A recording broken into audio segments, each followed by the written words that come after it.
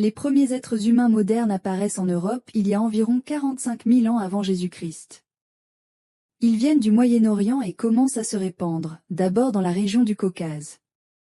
Avec le temps, ils s'étendent également vers le sud de la France, le nord de l'Espagne, l'Italie et l'Europe centrale. Entre 30 000 et 20 000 ans avant Jésus-Christ, l'Europe entre dans la période du dernier maximum glaciaire, qui correspond à l'apogée de la dernière ère glaciaire que notre planète ait connue. Les populations qui se déplaçaient toujours plus vers le nord durent se replier vers le sud, car le climat devenait de plus en plus froid et inadapté à la survie humaine.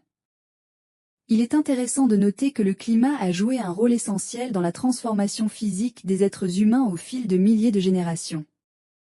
Les premiers humains possédaient des caractéristiques spécifiques qui favorisaient leur survie dans un climat désertique, chaud et sec, comme celui du Moyen-Orient et de l'Afrique du Nord. Cependant, lorsque les humains commencèrent à vivre dans des territoires froids, souvent situés en altitude et présentant des conditions totalement différentes, ils commencèrent à subir des changements physiques.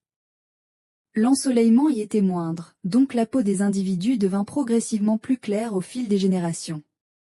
Cela s'explique par le fait qu'une moindre quantité de mélanine était nécessaire pour protéger la peau contre les rayons du soleil, qui, à certaines doses, peuvent devenir cancérigènes. D'autres parties du corps furent également affectées, comme les narines, par exemple. L'air devenait plus rare en altitude, surtout dans les zones montagneuses comme les Alpes.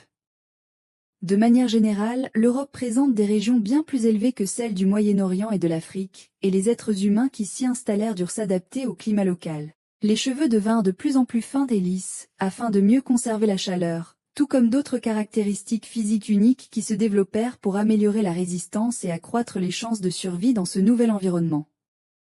Ces êtres humains durent se spécialiser dans la chasse pour survivre, et devinrent eux-mêmes la proie d'animaux puissants et dangereux, adaptés au climat et à la géologie de la région.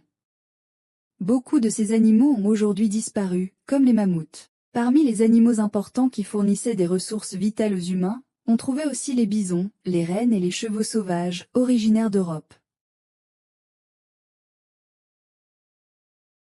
Ils vivaient comme des hommes des cavernes. Peu à peu, ils développèrent des techniques de peinture rupestre et même des rituels funéraires.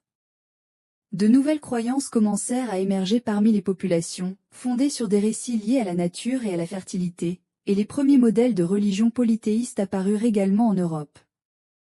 En résumé, voici l'histoire des débuts de l'Europe avec les premières habitations d'êtres humains primitifs. On se retrouve dans le prochain épisode. À bientôt!